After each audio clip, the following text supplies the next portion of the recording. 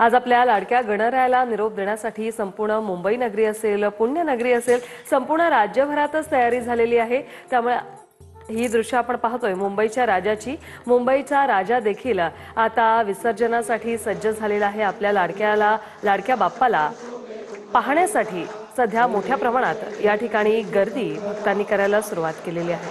आरती ओ वाळू तुझकर बरोबरा जय देव दैवी दैत्य सागर मंथन पैलेले सामाजी अवचेत सापडले तेव्हा आसरपान प्राशन केले नीलकंठ नाम प्रसिद्ध झाले जय देव जय शिवशंकराव स्वामी शंकरा आरती ओ वाळू तुझकर बरोबरा जय देव व्याकरण बरफडीवर सुंदर मदनारी संतान मनमोहन मलकन सुखकारी षटकोटी देवी तुलाचे उत्सारी रघुकुल राम दासा अलंकारी जय देव जय शिव शंकराव स्वामी शंकरा आरती ओ वाळू तुझ कर्पूर गौरा जय देव दुर्गे दुर्गट भारी तुझ बिन संसारी अनाथनाथे रम्ये करुणा विस्तारी वारी वारी जन्म मरणाचे वारी हारी पडलो आता संकट निवारी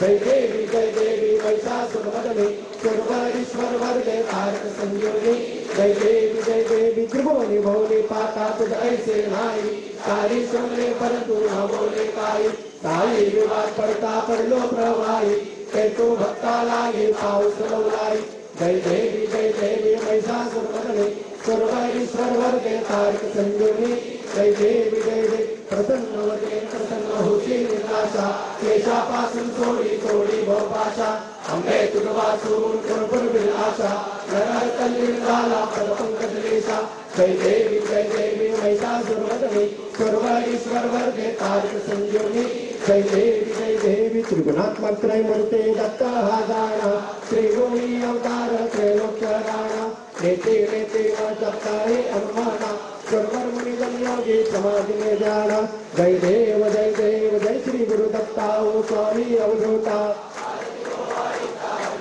चिंता जय देव सभ्याहे अभ्यंतरे तो एक दत्त अभ्यागासी कैसे न करेली नाथ पराई पडतले कैसा येत जन्म मरणाचा पुरलाचे अंत जय देव जय श्री गुरु दत्ता ओ स्वामी अवधूता कुमारिता हरले बहुचिंता जय देव दत्ता या उभा दाखला सद्भावे साष्टांगन प्रणिपात केला प्रसन्न होऊन आशीर्वाद झाला जन्म मरणाचा फेरा चुकवेला जय देव जय श्री गुरु दत्ता ओ स्वामी अवधूता आरती ओ वाळिता हरले बहुचिंता जय देव दत्त ऐसे लागले जाण हर पले मन झाले उन्मान हेतूपणाचे झाली बोलबाण एका जनार्दनी श्री दत्त जाण जय देव जय श्री गुरु दत्ता ओ स्वामी अवधूता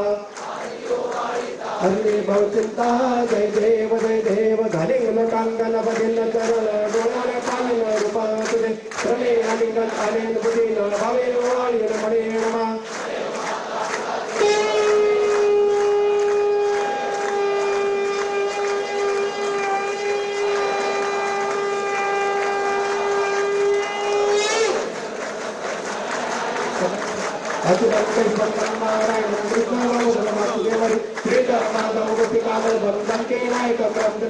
हरे राम राम राम हरे हरे कृष्णा कृष्णा कृष्णा हरे हरे राम राम राम हरे हरे कृष्णा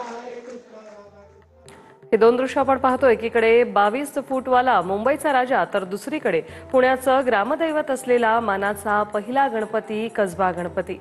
कसबा गणपतीच्या मिरवणुकीला आता सुरुवात होणार आहे। पुण्याचं ग्रामदैवत म्हणून या गणपतीची ओळख आहे। मानाचा पहिला गणपती शनिवार वाड्याच्या जवळच्या शहरांच्या मध्यवस्तीत कसबा पेठ येथे कसबा गणपतीचं पेशवेकालीन मंदिर आहे। सध्या अगदी पारंपरिक पद्धतीने या विसर्जन मिरवणुकीला सुरुवात होणार आहे। ढोल ताशाच्या गजरात आपल्या लाडक्या बाप्पाला निरोपही दिला जाणार आहे। या मंदिराला 1400 वर्षांचा इतिहास आहे। ही मूर्ती जी आहे ती स्वयंभू आहे आणि 3.5 फूट उंचाची आहे। छत्रपती शिवाजी महाराजांच्या काळातील हे मंदिर असल्याचं म्हटलं जातं आणि 1893 सालापासून गणपतीच्या सार्वजनिक गणेशोत्सवाला सुरुवात झालेली आहे. पुण्याच्या विसर्जन मिरवणुकीचा प्रारंभ हा कसबा गणपतीपासूनच होतो. अगदी पारंपरिक वेशभूषेत आपण पाहतोय खांद्यावर पालखी घेऊन ढोल ताशांच्या गजरात लक्ष्मी रोडवरून या मूर्तीचं विसर्जन केलं जातं. सगळ्यात आधी कसबा गणपतीची पूजा होते, त्याच्या मिरवणुकीला सुरुवात होते आणि त्यानंतरच पुण्यात गणेश विसर्जन मिरवणुकींना सुरुवात होते. तर दुसरीकडे आपण पाहतोय पहिली दृश्य गणेश गल्लीच्या म्हणजेच मुंबईच्या राजाची. 22 फूटवाला राजा अशी या राजाची ओळख आहे. यावेळी रामरूपात हा राजा जो आहे तो आहे. आता बाप्पाची आरती झालेली आणि थोड्याच वेळात आता विसर्जन मिरवणुकीला सुरुवात होणार आहे. गणपती बाप्पा मोरया, पुढच्या वर्षी लवकर या असा जयघोष आज संपूर्ण राज्यात आपल्याला ऐकायला मिळणार आहे. मुंबई आणि पुण्यात जेवढी आगमनाची तयारी असते तेवढीच विसर्जनाची देखील तयारी असते. आगमन सोहळ्याला ज्या स्वरूपात गर्दी होते, भक्तांचा जनसागर उसळतो, तेवढाच जनसागर आपल्या लाडक्या बाप्पाला निरोप देण्यासाठी देखील असतो. सुरक्षेच्या दृष्टीने देखील पूर्ण तयारी जी आहे ती करण्यात आलेली आहे.